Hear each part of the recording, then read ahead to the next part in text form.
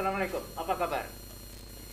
Kita jumpa lagi Waalaikumsalam dalam warahmatullahi wabarakatuh. Alhamdulillah baik. GoCast, Broadcast Your Story. Diskusi online tentang isu aktual di Kepri dan khususnya di Tanjung Pinang.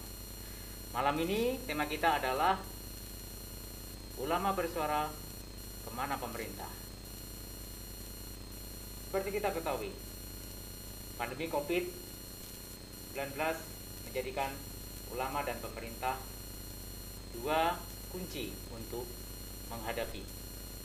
Nah, membahas persoalan itu, bagaimana kondisinya di Kepri dan sejauh mana sinergisitas antara Pemprov dengan MUI, kita akan berbincang dengan narasumber yang telah ada di studio dan juga yang ada di Batam.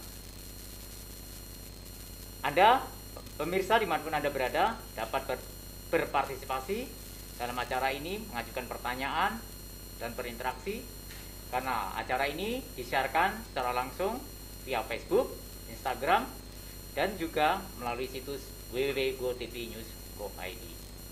Nah, sebelum kita masuk ke diskusi kita malam ini, ada baiknya kita perkenalkan narasumber yang telah hadir di studio. Kita sapa. Assalamualaikum.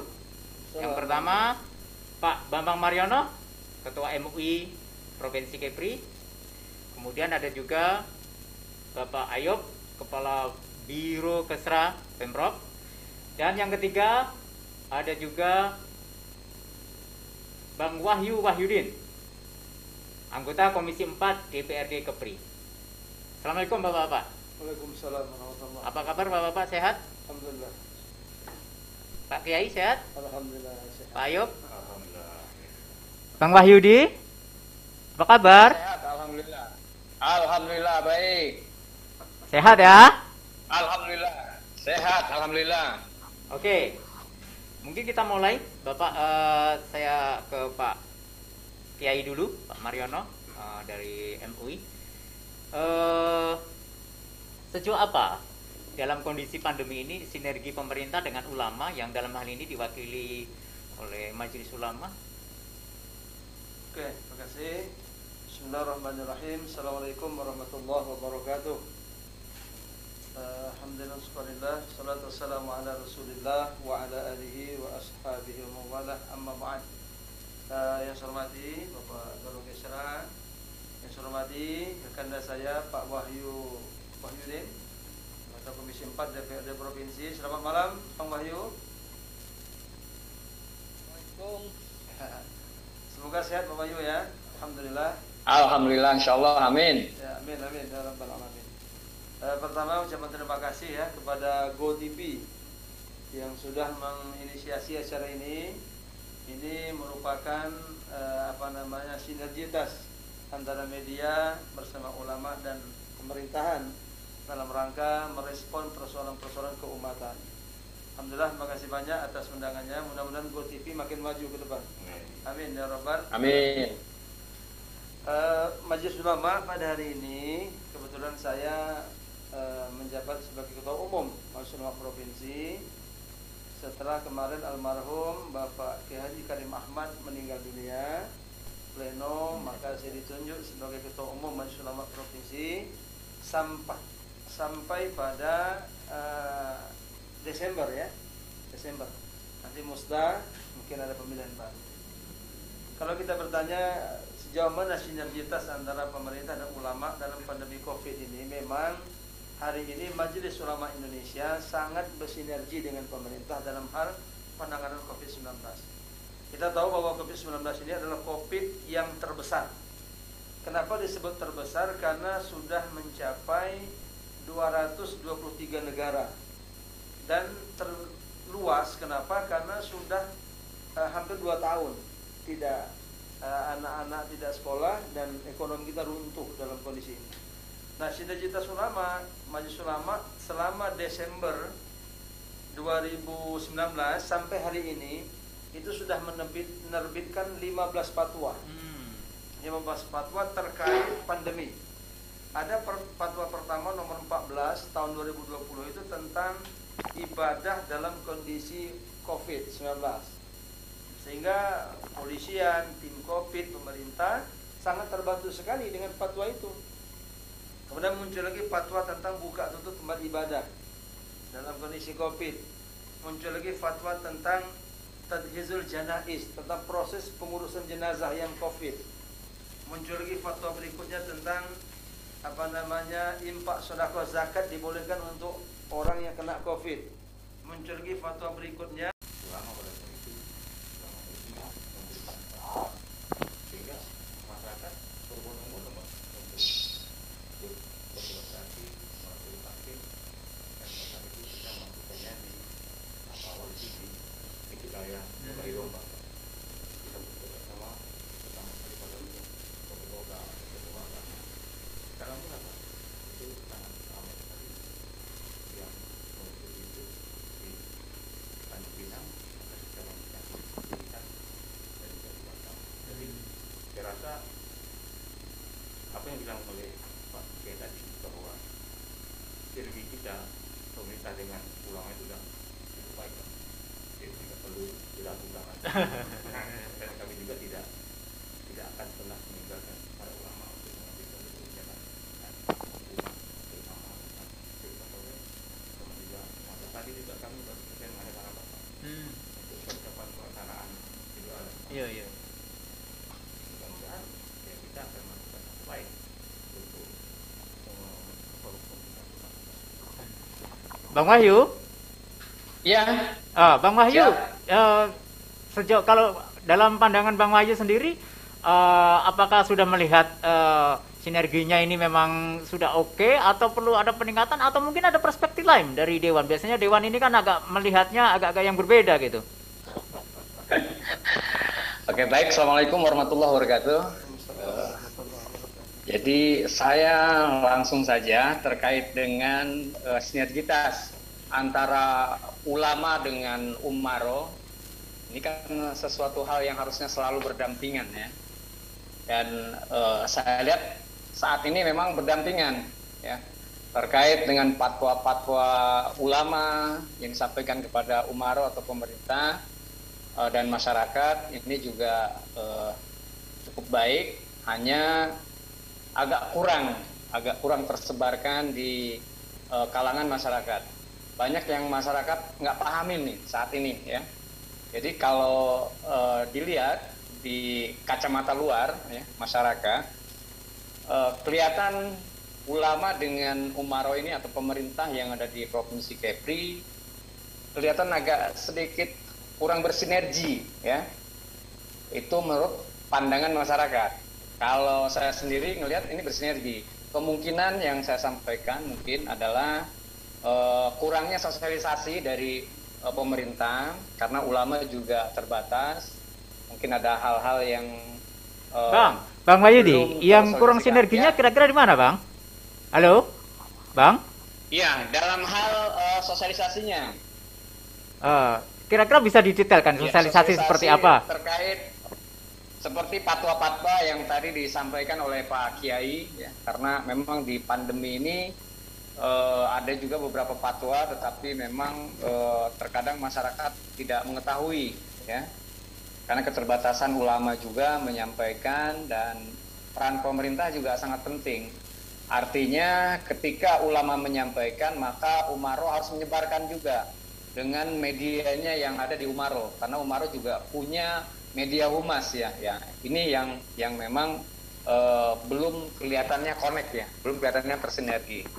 Yang kedua, karena ulama ini kegiatannya banyak, fatwanya banyak, segala macam, dan menampung aspirasi juga daripada keumatan ya. Tetapi rumah beliau juga belum punya nih, rumah ulama ini belum punya, sedangkan umaro sudah megah-megah. Nah, ulama ini kok belum punya, padahal secara berdampingan ya, secara umum kacamata masyarakat bahwa umara dengan ulama ini harus erat, harus saling mendampingan.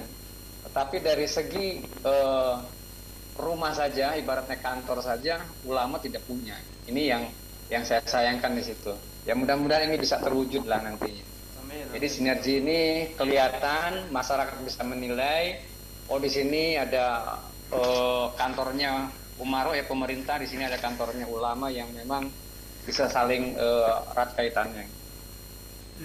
Pak Ayub sepakat dengan kritikan beliau nih bahwa ada yang kurang sinergi, tapi yang kurang sinerginya itu karena belum ada rumah ulama itu.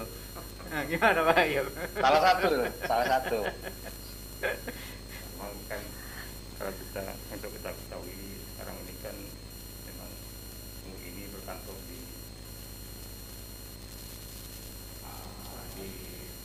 asrama haji Pak. Sudah sekian tahun Pak ya. Dan memang ada keinginan dari Pak Wahyu untuk mempercayakan satu kantor yang permanen, dan itu sangat kita apresiasi Pak. Dan memang ke depan mudah-mudahan semuanya bisa itu, sehingga ya seperti yang keinginan Pak Wahyu memang sudah pernah menyampaikan kalau kita mudah-mudahan keinginan beliau itu akan terlaksana. Tetapi bukan karena itu saja maka kita dengan para ulama itu tidak benar saja dan tidak mungkin dengan kantor yang baru barangkali sedikit mengalami keberadaan para ulama bahagia ya. Bung Wahyu? Bung Wahyu? Halo Bung Wahyu? Ya, halo. Kalau abang sendiri ngelihatnya idealnya harus seperti apa? Sejauh mana keterlibatan ulama ini di dalam membantu menyelesaikan persoalan-persoalan yang dihadapi umat, terutama di Kepri ini. Dalam hal yang ini lebih khususnya soal pandemi. Seperti kita tahu dalam waktu dekat kan Idul Adha. Tadi Pak Kiai udah nyebut udah keluarkan tausiah dan bahkan ada fatwa ya Pak Kiai ya. Nah, kalau abang sendiri ngelihat idealnya seperti apa? Yang sejauh mana maksud saya keterlibatannya harus dilibatkan ulama ini oleh Pemprov? Ulama sudah benar menyampaikan apa yang disampaikan oleh Pak Kiai ya, karena selama ini memang ulama dalam menyampaikan tausiah-tausiahnya juga terkait dengan pandemi itu sama semua, artinya ke masyarakat jadi paham itu. Hanya saja dari segi pemerintah saya rasa kurang memperhatikan terkait dengan kesejahteraan ulamanya tentunya. Ya, karena melihat kerjaan besar, gawean besar ulama ini menyampaikan kepada masyarakat sampai ke pelosok, ya, tentunya harus sampai ke pelosok nih. Jangan hanya di masjid-masjid besar saja, karena saat ini yang beredar hanya masjid jami, kemudian juga Masjid Agung, ya. Jadi untuk yang ke daerah-daerah terpencil itu belum sampai hal-hal demikian. Jadi ini perlu ada kerjasama antara ulama dengan umaro, tentunya dengan pemerintah agar bisa memfasilitasi hal-hal demikian gitu. Karena nggak mungkin ulama pergi sendiri jauh tetapi tidak difasilitasi. Seperti itu, Bang. Kalau abang sendiri melihat sejauh ini gimana? Berarti kurang maksimal ya servis pemerintah terhadap ulama di Kepri? Ya, kalau saya melihat kurang maksimal. Nah, perlu ada anggaran lah, artinya perhatian khusus lah buat para ulama ini. Saya melihat seperti itu saat ini. Pak Ayub, sepakat? Nah, memang yang dibilang Pak Wahyu, kalau untuk anggaran Pak, memang selama ini kita juga sudah memperoleh anggaran untuk ini sekian tahun Pak ya. Dan memang anggaran itu memang diperuntukkan oleh ini melakukan juga sosialisasi ke kabupaten kota. Mungkin dari sosialisasi MUI ke kabupaten kota itu muncul keinginan dari kabupaten kota untuk bagaimana masih bisa bersinergi dengan kita. Tapi kalau untuk coding anggaran kita memang menganggarkan sesuai dengan keadaan keuangan. Oh, gitu. Kalau Pak Yai sendiri melihatnya apakah sepakat dengan Bang Wahyu atau memang sudah cukup? Ya memang begini, memang kalau kita bicara tentang cukup belum cukup ya. Apa yang disampaikan Pak Wahyu tadi memang perlu kita apresiasi ya. Karena memang begini, salah satu daripada peran Majelis Ulama itu begini, punya 3 tanggung jawab besar. Yang pertama mas'uliyah diniyah, tanggung jawab keagamaan. Nah, jadi macam mana kepentingan agama, umat dan negara itu sejalan. Kalau tidak sejalan ini bahaya. Nah, ini adanya di Majelis Ulama sebagai tenda besar umat Islam. Yang kedua, tanggung jawab di Majelis Ulama itu mas'uliyah umatiyah, tanggung jawab keumatan. Macam mana kepentingan umat, agama, negara sejalan. Kalau tidak sejalan ini berbahaya. Mohon maaf, orang itu bisa buta mata, bisa hilang kendali kalau sedang bicara masalah kepentingan agama. Misal penutupan masjid. Penutupan masjid itu kalau tidak di-backup oleh Majelis Ulama repot sekali. Karena orang tidak percaya begitu saja kan.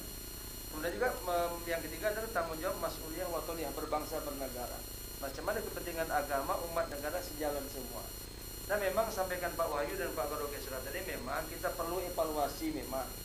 Ada program besar dari Majelis Ulama ya. Salah satunya adalah macam mana MUI punya kantor.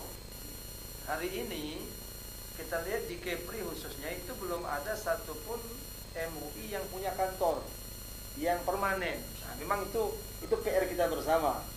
Nah, pemerintah daerah juga mungkin keterbatasan anggaran mungkin gitu. Dan misalnya kita di MUI Kepri itu numpang di asrama haji. Itu ruangannya sangat kecil sekali. Itu kalau rasanya mungkin ya sangat sangat belum cukup lah, jauh dari cukup. MUI kota juga belum punya kantor. Juga sama, 7 kabupaten kota belum punya kantor semua. Nah ini barangkali menjadi PR kita bersama, bagaimana peran ulama ini bisa optimal dengan adanya kantor. Karena kita tenda besar. Kalau saya pengen begini, di sebelah kantor gubernur ada kantor Majelis Ulama provinsi, di sebelah kantor wali kota MUI kota, di sebelah kantor bupati ada kantor MUI kabupaten, di sebelah kantor camat ada MUI kecamatan. Sinergitasnya nampak. Nah hari ini memang belum terjadi, tapi inilah PR kita bersama. Bukan berarti kita berkata pemerintah tidak perhatian, tidak. Tapi mari sama-sama kita memikirkan ini supaya peran Majelis Ulama optimal dalam rangka apa? Dalam rangka liislahil ummah, memperbaiki umat, juga tauhidul ummah, mempersatukan umat. Jadi karena di Majelis Ulama itu PR-nya luar biasa. Pak Wahyu katakan tadi banyak persoalan kita ini. Cuma kita terbatas, mungkin pertama anggaran, yang kedua juga gedung yang memang belum representatif untuk kita pakai. Tapi secara sinergitas sudah mulai berjalan, alhamdulillah. Cuma fasilitas yang barangkali yang perlu kita tingkatkan. Sebagaimana sampaikan tadi, kita punya riayah wal himayah, pelindung penjaga, menjaga umat, melindungi umat. Tidak cukup dengan sepetak itu, tapi harus ada kantor yang mungkin di atas kantor MUI, di bawahnya NU, di bawahnya Muhammadiyah, di bawahnya Basnar, karena MUI tenda besar. Ini harapan kita. Mungkin ke depan bisa kita sosialisasikan. So, Pak Garo dan Bang Wahyu selaku ya tanda tangan anggaran ya. Alhamdulillah kita juga kemarin ada juga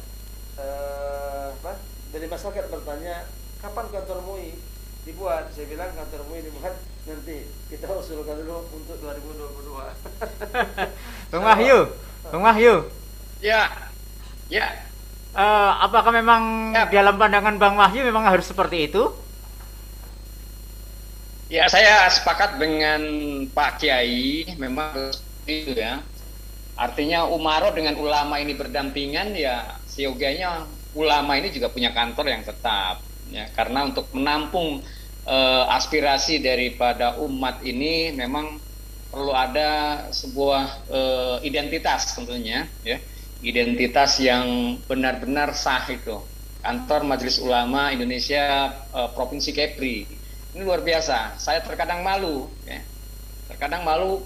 di Papua saja ya, di Irian Barat ya, itu berdiri megah kantor ulamanya MUI. Kemudian di Sumatera Utara, daerah-daerah lain ya, termasuk Pekanbaru juga. Tetapi di Kepri ini kok tidak ada. Nah, ini saya mendorong lah pemerintah provinsi, ayo kita bangun sinergitas, juga identitasnya tentu jangan lupa ya. Identitas MUI Kepri ini loh didompak gitu loh. Nah, seperti itu, Bang. Oke, pemirsa. Selain MUI, kalau kita telusuri dari jejak media, bukanlah yang pertama mengajukan katakanlah anggaran untuk membangun gedung. Kalangan seniman pada satu kesempatan juga meminta Pemprov untuk membangunkan gedung. Begitu juga lembaga adat Melayu pada satu kesempatan juga ingin membuatkan gedung. Nah, kita akan kupas persoalan itu, siapa kira-kira yang akan dipenuhi dalam kondisi defisit anggaran. Tapi setelah jeda berikut ini.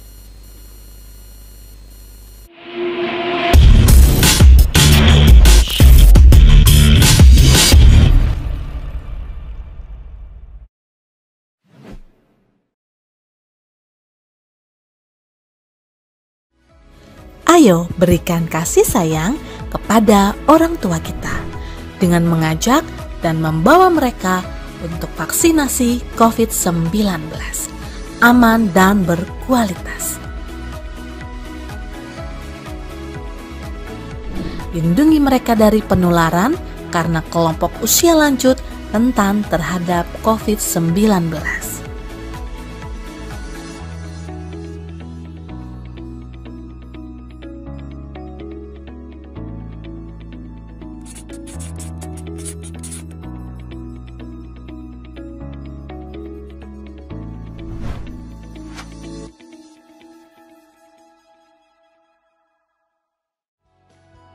Hai Healthies, tahu gak sih kalau vaksinasi itu penting untuk mencegah penyebaran COVID-19? Oleh karena itu ada beberapa hal yang harus Anda tahu tentang vaksinasi. Segera vaksinasi jika sudah ada kesempatan mendapatkan vaksin COVID-19. Walau sudah divaksinasi, mari tetap pakai masker, cuci tangan pakai sabun, jaga jarak minimal 1 meter, hindari kerumunan, dan batasi mobilitas untuk melindungi diri dan orang lain.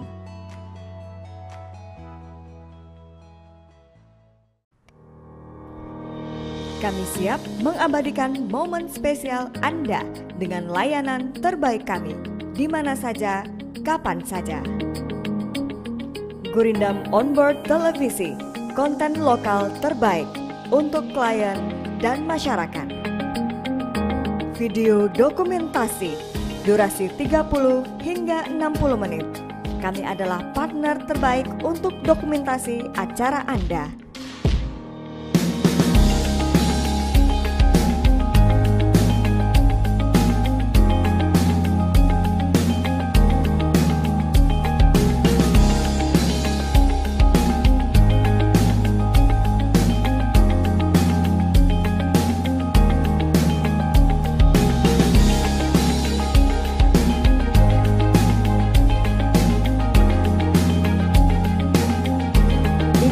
Layanan masyarakat, durasi 30 hingga 60 detik.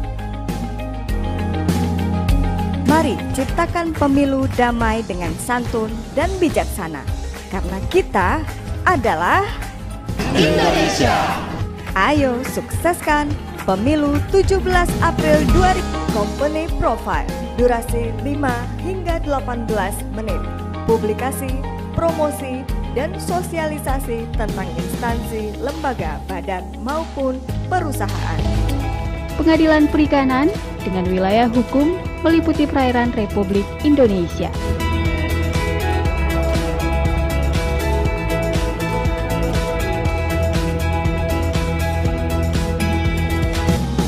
Program dialog atau talk show, durasi 30 hingga 60 menit. Membahas suatu tema secara interaktif bersama narasumber. Itu kesibukan yang paling sibuk. Family man sekali ya. Terima kasih Bapak. Boleh tepuk tangannya teman-teman. Selanjutnya ada Bapak Buralimar selaku Kadis Pariwisata Provinsi Kepulauan Riau ya Bapak. Selamat malam. Selamat malam. Gimana Pak target-target kunjungan wisatawan? Video ucapan, durasi 60 detik hingga 3 menit.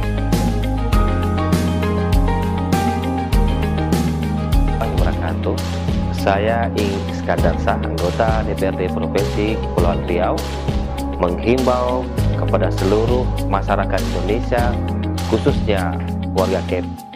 Program televisi.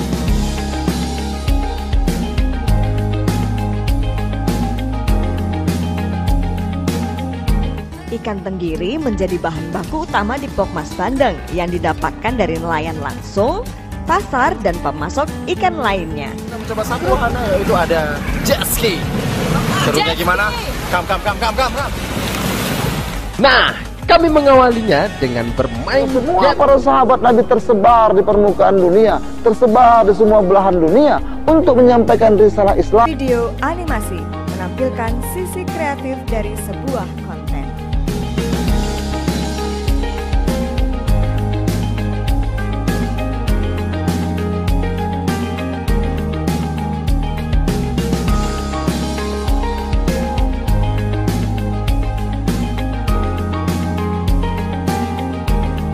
Banner tampil dalam www.gotvnews.co.id.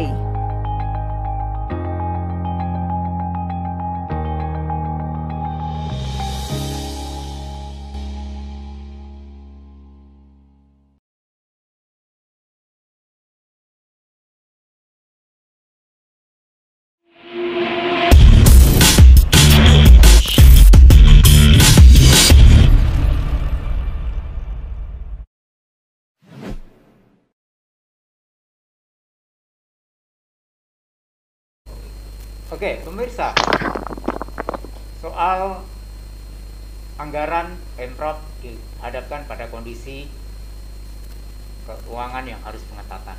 Pada saat yang sama, pemerintah juga tidak bisa tutup mata terhadap kondisi yang terutama soal gedung MUI yang sudah 19 tahun masih menumpang di Masjid Raya. Nah, kita akan bertanya kepada Pak Ayub nih, bagaimana nih Pak terkait dari usulan bapak-bapak ini soal gedung nih, apakah Pemprov sudah menganggarkan atau apa, atau bagaimana mengaturnya dalam kondisi keuangan yang memang sudah sangat ketat nih? Terima kasih Pak. Kalau bicara masalah pembangunan gedung, memang sepertinya memang bukan di saya Pak. Saya memang akan menyampaikan yang ada di Dinas Faktim. Tapi kalau masalah menginginkan gedung itu ada, saya juga ingin Pak sebenarnya bahwa MUI itu punya gedung sendiri seperti pernah dikatakan Pak Bayu dan Pak Bambang juga. Mereka memang selama ini di asrama itu memang agak sedikit memang belum tidak lah untuk tingkat potensi. Memang akan pekerjaan gedung yang akan dibangun memang mungkin kita juga harus tanyakan pada teman-teman dari Faktim ya, untuk pelaksanaan pembangunannya dan juga di segi anggarannya. Untuk membangun gedung itu kan tidak butuh anggaran tidak sedikit gitu Pak. Tapi kalau memang pikirannya tadi dibilang Pak Wahyu dan kebutuhan itu memang sangat apa, mungkin kita juga nanti bisa bicara dengan Pak Gubernur ya, bagaimana itu bisa dianggarkan Pak Kiai. Bang Wahyu? Ya. Bang Wahyu? Ya, halo. Ya. Tadi Pak Ayub sudah memberikan penjelasan bahwa stakeholdernya bukan cuma di Biro Kesra tapi juga Dinas Permukiman Pak ya, Perumahan dan Permukiman. Nah kalau Bang Wahyu sendiri ngelihat apakah memang sudah urgen untuk segera dibangun, itu satu. Yang kedua, sepertinya ini ada juga andil dari DPRD nih. Kenapa selama 19 tahun kok belum ada gedung? Nah, berarti kemana saja DPRD itu? Bang Ayu? Baik. Ya. Halo. Ya. Terkait dengan yang pertama ya, urgenitasnya ya tentunya.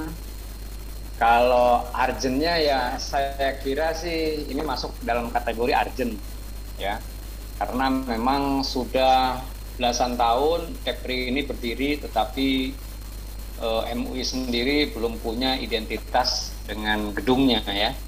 Jadi kalau bisa ada yang dibanggakan ya agak diprioritaskan, ya. Agak diprioritaskan. Mudah-mudahan APBD di tahun depan itu bisa lebih baik dari yang sekarang. Dan program-program Pak Gubernur saat ini memang cukup bagus untuk menarik PAD-PAD ya, sumber-sumber yang ada.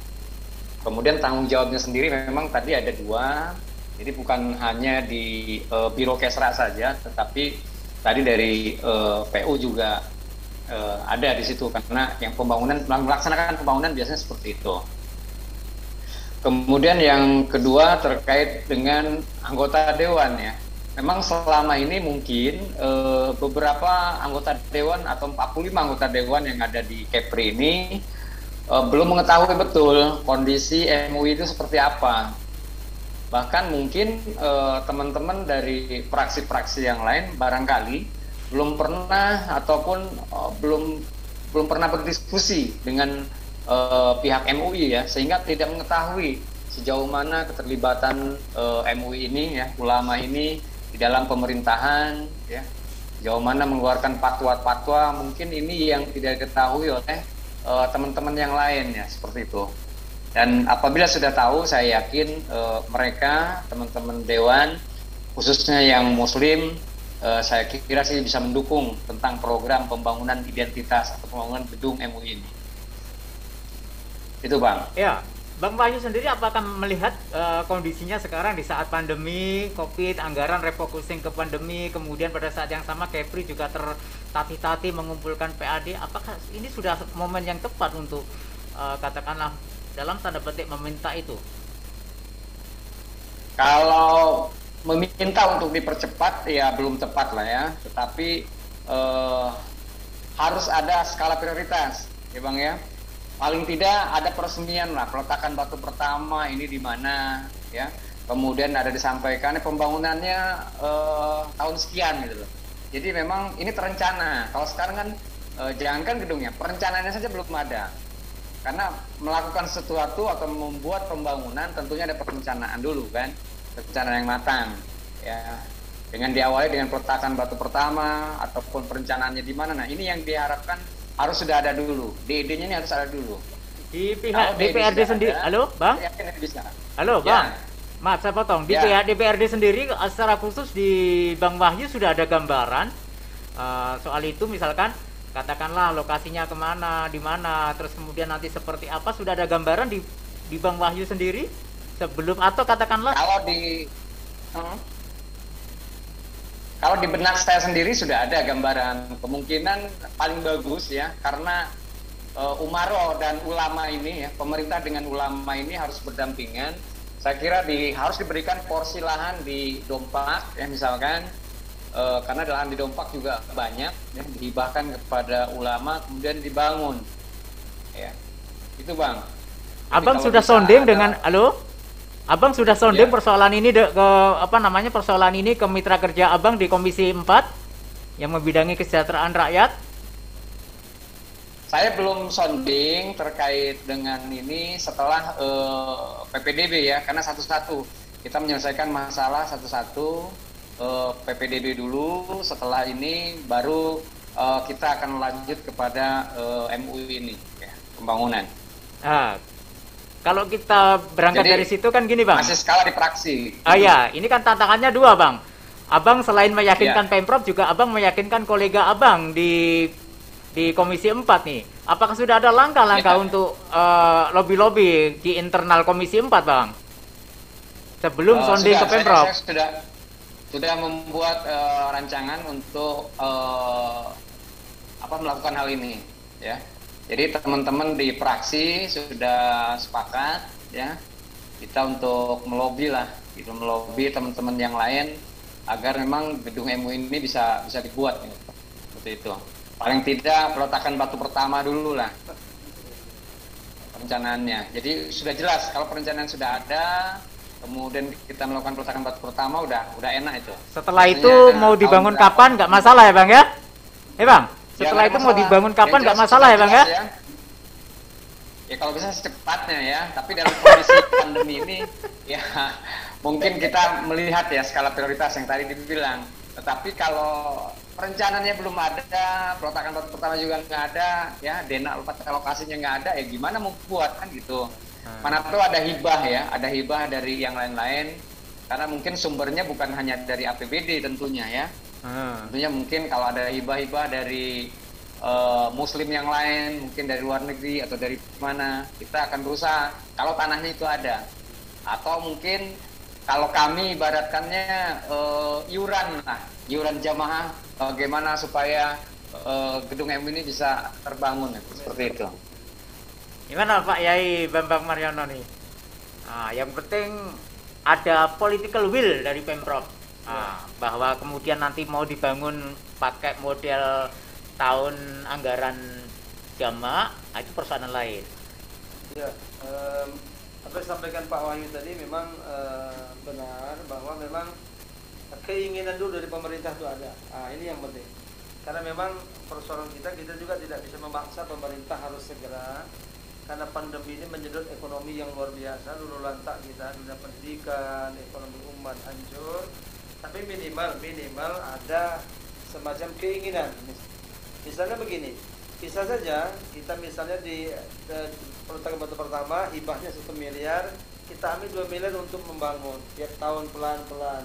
Saya 5 tahun itu sudah megah gedung MUI itu. Tapi keinginan ada itu dulu. Karena berkaca kepada beberapa daerah, misalnya Sumut itu gedung MUI-nya mirip kantor gubernur, Pak. Mirip kantor Pemda gitu. Jadi mobil dinas itu 4. Artinya kantornya, saya masuk ruangan itu luar biasa. Di Pekanbaru juga megah gitu. Sama dengan gedung LAM megah, MUI-nya megah.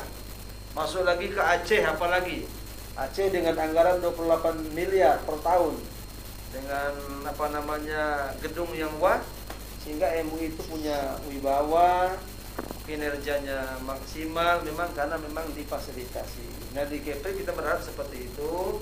Mudah-mudahan ke depan ketika kantor LAM-nya cantik, MUI-nya juga harus cantik, sehingga peran ulama, umarok dan tokoh adat sinergi.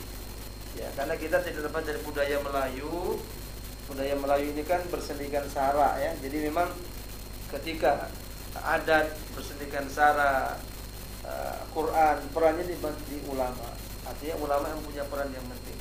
Karena mohon maaf, ketika kita nggak punya kemauan itu yang jadi sulit. Kalau punya kemauan sama-sama akan berjalan. Misalnya minimal peletakan batu pertama, tahun kedua mungkin 200 juta. Pak Wahyu bisa ini tuh, dewan-dewan ini bisa potong dana aspirasi itu. Pak Wahyu. Berapa anggota dewan itu? Orang bisa 600 juta itu. Harus itu. Itu saya yakin selesai itu. Tiap tahun 600 juta. 5 tahun selesai itu bangun gedung. Gimana Pak Wahyu nih? Ini Pak Yai Bambang nih idenya brilian ini. Ada dana aspirasi pokir itu kan yang bermiliar-miliar itu. Bagaimana itu sebagian hibah, diwakafkan lah untuk itu. Di tengah kondisi pandemi menghimpit Pemprov nih. Iya. Saya setuju itu, tetapi lagi-lagi ini tempat dulu yang sudah harus ada. Jadi pemerintah diharapkan bisa menyiapkan tempat, ya. Katakanlah di Dompak itu di mana? Nah, di sana baru kami akan goro ya, iuran ibaratnya dari pokir. Katakanlah pokir saya 200 juta ke sana, PKS saja ada 6 orang ya. Wah, itu udah banyak tuh. Sudah 1,2, saya kira mungkin untuk fondasi saja peletakan batu pertama sudah bisa dilakukan. Iya, itu kan artinya sebenarnya tanpa Pemprov pun sudah bisa tuh anggota dewan bangun. Betul, tetapi lahannya ini yang belum kami punya. Oh ya. Kalau lahannya bagaimana kalau juga iuran? Saya kurang tahu lahannya berapa, di mana gitu, karena di Dompak sendiri kan sebenarnya luas ya lahan itu. Tapi yang tahu sendiri kan pemerintah gitu. Oke, mungkin gini, Bang Wahyu. Bang Wahyu, tadi Bang Wahyu kan bilang yang penting ada political will dari pihak Pemprov. Nah, sekarang saya tantang juga.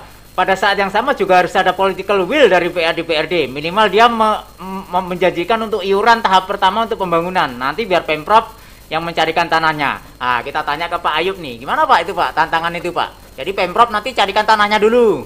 Nah, nanti Bang Wahyu dan kawan-kawan akan siapkan untuk sebagai bentuk political will akan iuran. Kalau tanah kan barangkali kan kita kan di Dompak kan masih ada area memang kita tak tahu pasti peruntukannya. Tapi yang jelas Dompak kan masih banyak tanah kita, Pak. Cuma kita tak tahu peruntukannya berapa. Mungkin itu akan kita tuntut ya, telusuri karena itu kan nanti bisa dilihat di PU, Pak. PUPR. PUPR ya. Itu kan PUPR. Apanya kita tahu. Karena peruntukan bola.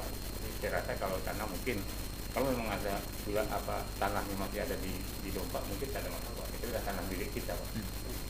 Tinggal kita menghibahkan kepada MUI untuk menjadi milik MUI dan MUI bisa membangun itu. Bang Wahyu, nih Pak Ayu udah jawab nih, tanah di Dompak tuh banyak, tapi nanti DPRD tanya langsung kepada mitra kerjanya di PUPR. Nah, sudah selesai tuh itu. Nah, sekarang tinggal membangunnya ini kan, iurannya itu beli materialnya itu harus DPRD harus siapkan itu pokirnya dipotong dulu tuh. Gimana, sepakat tak? Sepakat, kalau pokir sepakat, nanti saya gerilya, tetapi memang ke PUPR kita harus pastikan dulu. Pastikan ke PUPR sehingga dalam nanti kalau memang sudah pasti PUPR ada lahannya dan legalitasnya jelas, nanti bisa disampaikan ke kawan-kawan DPRD ya.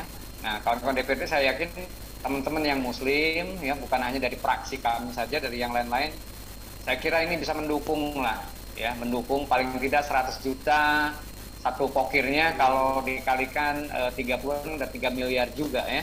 Itu sebenarnya cepat gitu loh. Sebenarnya cepat karena ya doa daripada ulama ini luar biasa terhadap kami ya, terhadap umat muslim khususnya. Itu Bang, dan saya juga melihat atau mendengar pada saat juga membaca juga pada saat paparan pidato Pak Gubernur ya untuk RPJMD 2021-2025 itu ada terselip poin nomor 6, sebenarnya terwujudnya pembinaan keagamaan, pelestarian budaya dan harmoni masyarakat ya. Nah, ini terwujudnya pembinaan keagamaan ini tentunya adanya itu di MUI ya kan, serta harmoni masyarakat. Nah, ini peran MUI ini perannya sangat besar sehingga tidak boleh diabaikan begitu saja seperti itu. Jadi memang harus punya identitas lah, identitas dengan adanya gedung tadi, agar target-target tadi yang disampaikan oleh Pak Gubernur mungkin dalam pidato hari Senin yang lalu pada saat paripurna itu bisa tercapai. Demikian Bang. Pak Kiai Bambang, kalau sejauh ini upaya MUI sendiri dalam keterlibatannya dalam merumuskan, membantu pemerintah kebijakan-kebijakan Pemprov itu, terutama di daerah-daerah kepulauan ini kan luas sekali. Sudah seperti apa keterlibatannya? Ya memang untuk saat ini memang kita tahu bahwa di pemerintahan di Kepri itu ada MUI, ada Dewan Masjid, ada banyak ormas-ormas keagamaan lain, NU dan Muhammadiyah. Tapi untuk MUI sendiri keterlibatan secara full belum, karena memang kita lembaganya fatwa.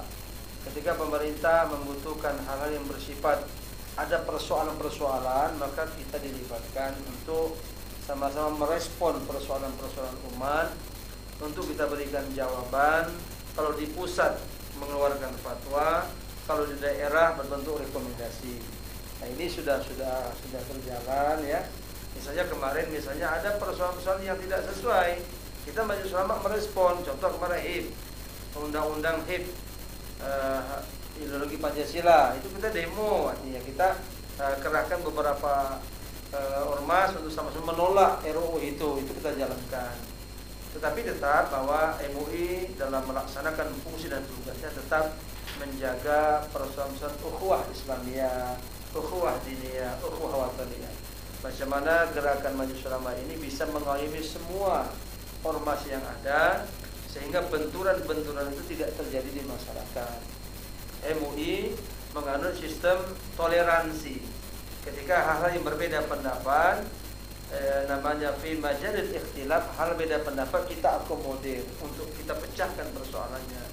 Tapi kalau hal yang bersifat inhiraf, penyimpangan, maka kita nggak bisa tolerir. Tapi selama wilayah ini wilayah perbedaan pendapat, maka kita tetap duduk bersama. Kalau misalnya ada hal-hal yang kurang pas, ya kita kasih masukan. Tentu masukan dari majelis ulama tidak mengikat. Artinya orang mau kerjakan silakan, alhamdulillah. Tapi kita tidak punya wewenang untuk eksekusi. Eksekusi adanya di pemerintahan, di kejaksaan dan di kepolisian. Kita hanya lembaga fatwa, memberikan masukan, edukasi macam mana persoalan agama umat dan bangsa berjalan sejalan tanpa ada gesekan-gesekan, sehingga kita sesuai dengan visi misi daripada Provinsi Kepri, akhlak mulia, menjunjung budaya Melayu yang santun dan ramah.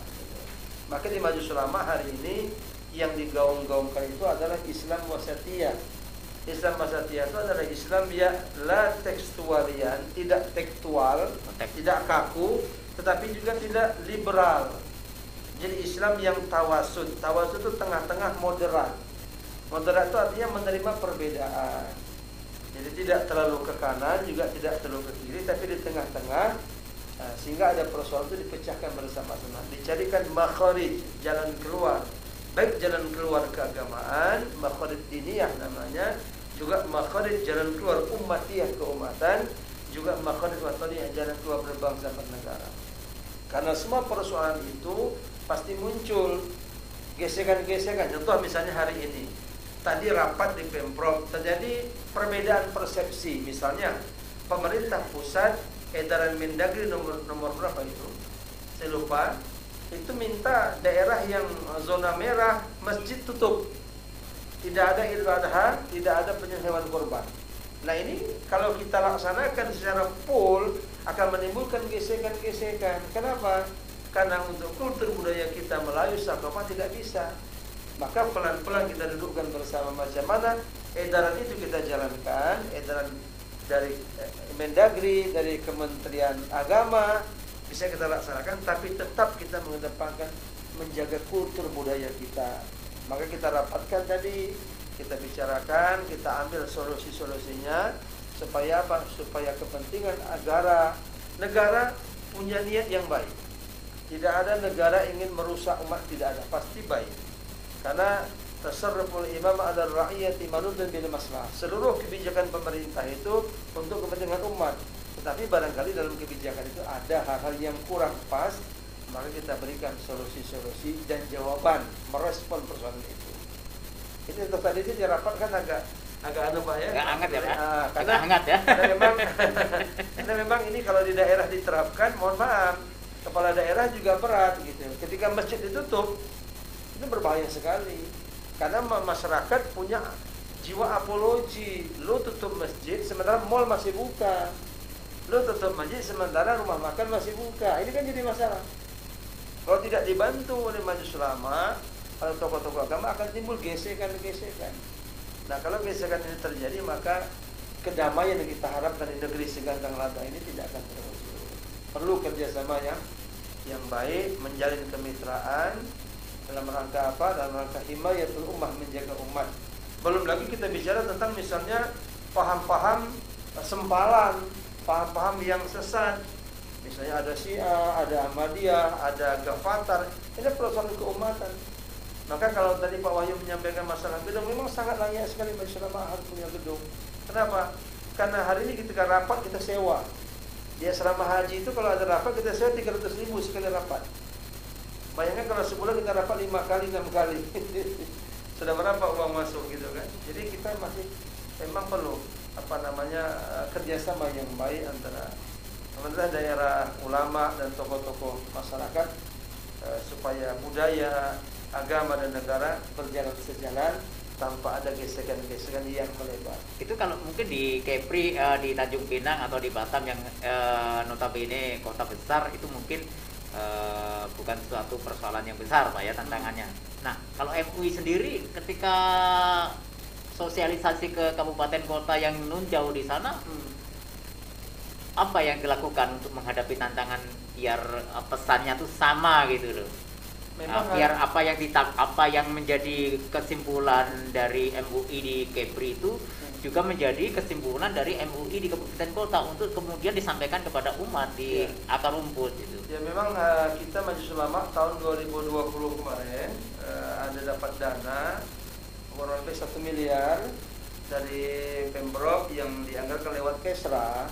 Itu salah satu agenda besar kita adalah konsolidasi kelembagaan. Jadi macam mana peran-peran Majelis Ulama itu masuk ke daerah-daerah. Juga termasuk masalah literasi fatwa. Nah sampai hari ini mohon maaf, fatwa Majelis Ulama itu belum nyampe ke daerah terpencil. Sehingga seperti kasus vaksin kemarin. Apa hukumnya vaksin AstraZeneca dan Sinovac? Sudah ada fatwanya. Ini masih banyak yang menolak. Kenapa? Literasi membaca belum sampai. Nah kita berharap kemarin kepada kabupaten kota, karena MUI kan sampai kecamatan. Jadi ada MUI kecamatan. Nah, sampai ke kecamatan, tapi ada lagi persoalan di anggaran. Ada di kabupaten kota itu Majelis Ulama yang memang tidak dikasih anggaran. Itu sedih sekali.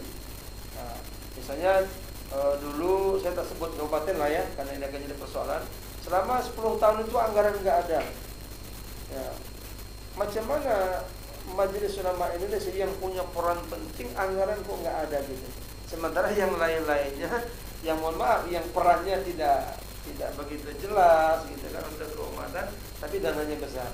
Nah, ini jadi kada bersama. Misalnya di MUI, Lingga, Natuna, Anambas, kita datangi, kita duduk bersama, kita tanya apa persoalannya. Memang rata-rata persoalannya ada pada anggaran. Nah, anggaran macam mana pemerintah daerah melibatkan Majelis Ulama, bukan cuma di kabupaten kota, tapi sampai kecamatan. Supaya apa? Pesan-pesan ini, pesan-pesan keagamaan ini untuk sejalan agama dan negara berjalan sejalan. Karena kalau sudah ulama bicara, saya yakin umat akan merespon itu. Tapi ketika pemerintah bicara sendiri, tidak di-backup oleh ulama-ulama, maka menjadi persoalan. Kita contohkan misalkan menutup masjid saja dulu, kan banyak penolakan, banyak yang pasang badan. Tapi ketika ada fatwa Majelis Ulama, selesai semua. Vaksin AstraZeneca orang tak mau. Begitu MUI keluarkan fatwa, orang-orang masyarakat mau. Ini contoh bahwa sinergitas peran itu sangat dibutuhkan sekali oleh pemerintah daerah. Bung Wahyu? Ya. Bung Wahyu, gimana tanggapan Anda barusan yang disampaikan oleh Pak Kiai tadi? Bahwa tantangan bahwa sebagai bentuk dukungan Pemprov atas kerja-kerja kebudayaan, kerja-kerja keagamaan MUI itu memang Pemprov juga harus dalam tanda petik tahu diri gitu. Anda melihatnya seperti apa itu? Ya, saya sepakat dengan yang disampaikan oleh Pak Kiai. Memang selama ini Pemprov belum memperhatikan hal-hal itu ya. Hal demikian. Jadi kedepannya saya yakin dengan gubernur yang baru ini mungkin harapan baru juga ya bagi MUI agar tadi yang disampaikan oleh Pak Bambang bisa terpenuhi tentunya, dan kami sangat mendukung sekali. Itu Bang. Oke Bang, sekalian Bang closing statement. Ada pesan sebelum, karena waktu kita terbatas ini sudah mau memasuki sesi terakhir. Baik, saya berharap ya pemerintah Provinsi Kepri, yaitu Umara kita ya, bisa bersinergi dengan MUI, bukan hanya perintah-perintah saja tentunya, tetapi memang harus dibuatkan ada identitas MUI Provinsi ini, yaitu dengan adanya gedung. Kalau bisa secepat mungkin bagaimana caranya supaya lahannya mungkin bisa ada dulu, kemudian hal-hal lain kan bisa dibicarakan bersama-sama dengan DPRD. Kami siap mendukung hal itu ya secara pribadi, dan juga mungkin fraksi PKS saya yakin mendukung hal demikian. Dan kerja-kerja dari MUI ini ya sangat berat sekali. Ya, peran ulama ini luar biasa, apalagi di bumi Melayu ini sedikit-sedikit bergejolak, tadi yang disampaikan oleh Pak Kiai, memang ulama harus berada di tengah-tengah masyarakat, dan perhatiannya pun dari pemerintah harus betul-betul diperhatikan. Saya berharap ada insentif barangkali ya, atau yang lainnya, perhatian khusus pemerintah terhadap ulama kita yang ada di Provinsi Kepri. Oke, Pak Ayub, mungkin sudah disampaikan dari Pak Kiai Bambang, kemudian Bang Wahyu, bahwa butuh political will dari Pemprov soal, bukan hanya soal gedung, tapi juga untuk dukungan-dukungan, karena MUI ini menjadi hulu balang ya, untuk kebijakan-kebijakan pemerintah agar sampai ke masyarakat atau jamiah itu. Tanggapan Bapak sekaligus closing statement. Memang selama ini Pak, selama 2 tahun saya di Biro Kepra ini, insya Allah saya sudah memberikan bantuan kepada MUI Pak, untuk yang dibilang oleh Pak Kiai tadi, itu kemarin kita memberikan bantuan sebanyak 1 miliar. Tahun ini juga kita anggarkan 500 juta. Memang itu tergantung pada kondisi keuangan Pak. Memang sekarang kita kondisi keuangan kita terkuras untuk fokus untuk penanganan COVID Pak. Jadi memang ada beberapa kegiatan yang mungkin di kegiatan kami saja, di pemerintahan saja sendiri banyak dilakukan refocusing untuk bagaimana lebih memfokuskan, Pak Gubernur lebih fokus kepada untuk penyelesaian permasalahan COVID ini Pak. Tapi angka itu tetap akan ada, kita support kepada ini Pak. Pak Yai, sekaligus closing statement. Ya, pertama sebelum kita tutup, pertama ucapan terima kasih kepada Pak Wahyu dan rekan-rekan di Komisi 4 yang sudah merespon ini. Kemarin juga kita berkunjung ke Majelis Ulama, merespon apa yang menjadi persoalan-persoalan kita, tentu dengan harapan dan doa. Mudah-mudahan perjuangan daripada kawan-kawan di Komisi 4 dan mungkin komisi lain ya bisa menghasilkan gedung bagi Majelis Ulama. Juga terima kasih banyak kepada Pak Karokesra yang mungkin sudah selama ini sudah banyaklah memikirkan ini, walaupun belum terlaksana, tapi saya rasa lewat kerjasama yang baik, mudah-mudahan Majelis Ulama Kepri, Majelis Ulama Kabupaten Kota, Majelis Ulama Kecamatan bisa terbangun gedung yang memadai lah untuk melayani umat, karena Majelis Ulama adalah tenda besar dalam mengurusi persoalan-persoalan keumatan. Majelis Ulama biasanya bicara 3 hal Pak. Pertama, Majelis Ulama itu bicara tentang masail asasiyah wataniyah, politik kebangsaan. Maka politik di negara kita ini, baik politik pemerintah daerah, itu tidak lepas dari pandangan Majelis Ulama. Bagaimana persoalan undang-undang itu tidak bertentangan dengan agama. Itu masail asasiyah wataniyah, politik kebangsaan. Yang kedua, Majelis Ulama itu biasa bicara tentang masail fiqhiyah, waqi'iyah, muasyirah, hal-hal yang up to date, yang terbaru. Contoh COVID itu. COVID itu jenazahnya nggak dimandikan, tapi dengan cara ditayamum misalnya, dibungkus lagi dengan itu hal-hal yang terbaru. Macam mana kita merespon itu Majelis Ulama yang memang memberikan jawaban-jawaban itu. Yang ketiga, Majelis Ulama biasa bicara tentang masail qanuniyah, hukum perundang-undangan. Jadi politik kebangsaan, hal-hal terbaru up to date yang perlu dibahas, juga masalah perundang-undangan. Jadi berat sekali tugasnya sebenarnya. Oleh karena itu, terima kasih banyak sekali lagi pada Pak Ayu dan juga Pak Karokesra. Mudah-mudahan ini perjuangan kawan-kawan dari Komisi 4 ya bisa berhasil, Pak Karokesra juga berhasil, dan mudah-mudahan MUI Kepri bisa bersuara seperti ngimbangi MUI daerah lainnya. Terima kasih Pak Wahyu atas perjuangannya. Sama-sama. Semoga berhasil. Merdeka. Amin, amin, amin, amin. Pemirsa, ibarat mata uang, 2 sisi mata uang, ulama dan umaroh tidak bisa dipisahkan, karena kalau dipisahkan akan gelundung. Tak terasa sudah 60 menit lebih kebersamaan kita dalam diskusi malam ini. Tapi karena keterbatasan waktu, kita mungkin akan sambung di lain waktu dengan tema-tema yang lain. Terima kasih pada narasumber Kiai Ustaz, Kiai Bambang, Pak Ayub. Terima kasih Bang Wahyu. Sama. Ya. Sama-sama. Siap. Mungkin ini yang bisa kita sampaikan di sesi terakhir ini. Terima kasih atas kebersamaan pemirsa dimanapun Anda berada. Mohon maaf, tidak ada kegelapan kata, tidak ada pretensi sama sekali dalam diskusi malam ini, dan tidak ada usaha untuk menyimpulkan diskusi yang terjadi di malam ini. Terima kasih. Assalamualaikum warahmatullahi wabarakatuh. Sampai jumpa. Waalaikumsalam warahmatullahi wabarakatuh.